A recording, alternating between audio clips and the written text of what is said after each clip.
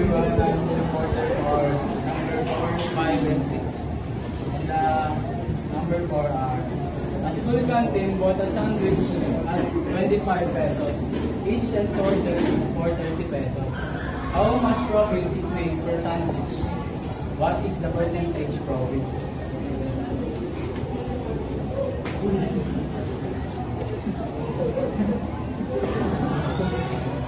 The percentage on the formula is percentage profit equals profit divided by cost price times 100.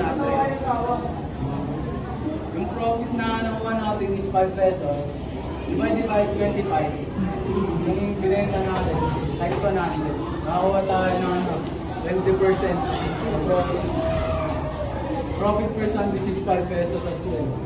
Percentage pa na yung 20%. Ayun, yung profit na nakuha natin is 20%. Bake na sa profit. Percentage profit. Kasi sandwich is 5 pesos. And then number 5 is, Miguel bought an outside ball for 2,500. He paid it for 500 pesos and sold it for 2,800. What is the total profit or loss? What is the percentage of profit or loss?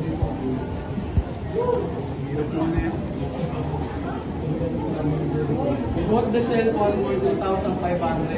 We repaired it for 500 pesos. And binenta natin ito for 2,800.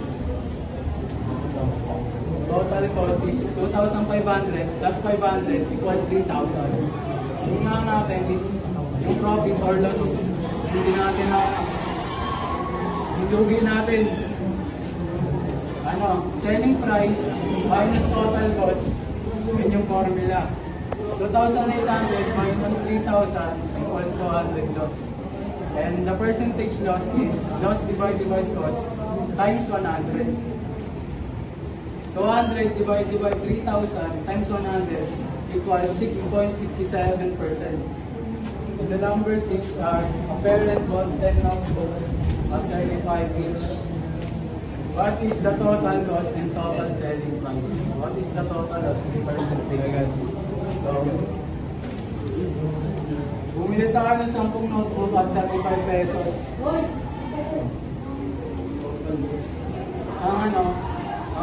Pabuhan na lang ang bilhin natin is 350.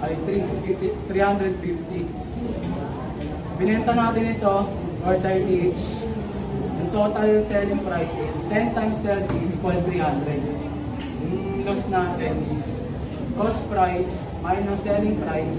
Yung cost price natin is 350 minus 300 equals 50 pesos. Yung percentage loss natin is loss divided by cost times 100. Yung loss natin is 50 pesos divided by 350 pesos times 100 equals 400.29%. Thank you.